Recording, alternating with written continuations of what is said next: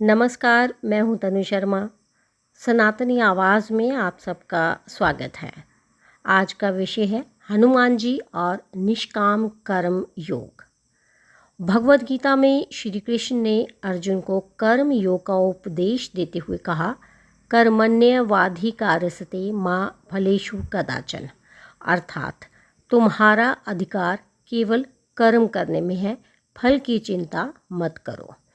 इस सिद्धांत को अपने जीवन में पूर्ण रूप से आत्मसात करने वाले सबसे महान पात्र हैं भगवान हनुमान जी।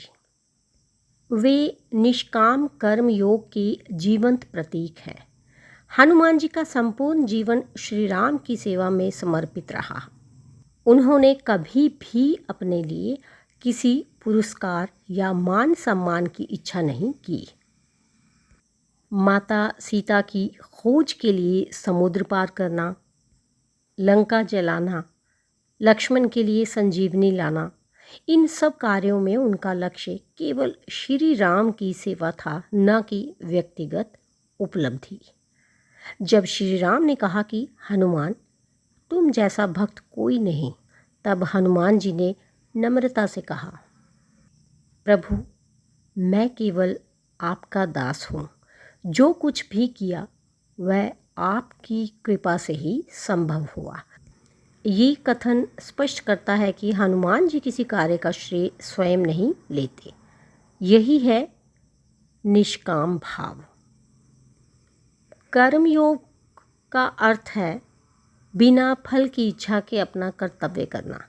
हनुमान जी का हर कार्य पूर्ण निष्ठा से किया गया, फल की अपेक्षा के बिना किया गया, केवल श्री राम को प्रसन्न करने हेतु किया गया। उन्हें ना तो यश की चिंता थी, ना अपयश का भय। वे केवल सेवा भाव से प्रेरित थे। आज का मानव अक्सर अपने कार्यों में मैं और मेरा जोड़ देता है।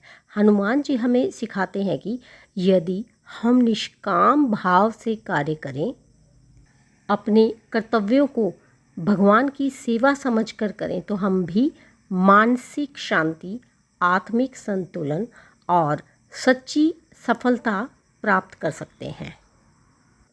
दोस्तों, अंत में मैं यही कहना चाहूँगी कि हनुमान जी का जीवन हमें सिखाता है कि सच्ची भक्ति कर्म में है, और सच्चा कर्म वही है जिसमें फल की लालसा नहीं होती। वे कर्म योगी थे क्योंकि उन्होंने निस्वार्थ भाव से कार्य किया।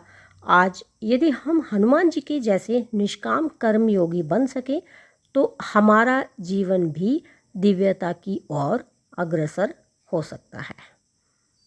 तो दोस्तों, इसके साथ ही मुझे दीजिए अनुमति, फिर मिलती हूँ। धन्यवाद।